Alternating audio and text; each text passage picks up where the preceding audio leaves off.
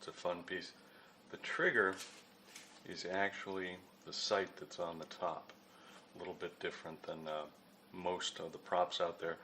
The reason for that is the sight is fixed in the up position, and of course the two wheels here, they protect the trigger so that it won't accidentally get discharged. Someone wanted to know if a 1.3 watt, which is what this is, green laser will burn things. The answer is yes.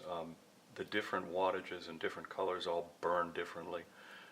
That is a shot of my wool dress slacks, whoops, and that is a hole that was punched in the cuff of my pants pretty much instantaneously when I was adjusting this laser.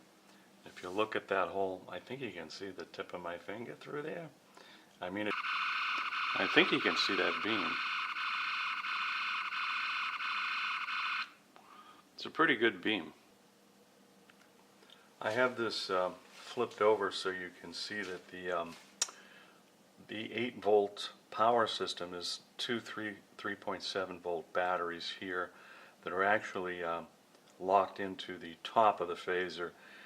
The soundboard and the amplifier are all solid state. There's no little SD card or anything like that. Those are all housed here and connected with these ribbon cables back to the main phaser, so that it's a slightly different arrangement than I think most prop makers are used to seeing.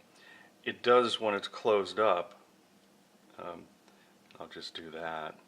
When it gets closed up and the screws put in place, it sort of looks like that John Long arrangement or the typical Greg Jane Hero arrangement, although you do have to contend with making sure the wires don't get pinched. There's a bottom view of the P1 all closed up and ready for use again. I'll just flip this over again, and there we have it. It's a very pretty piece.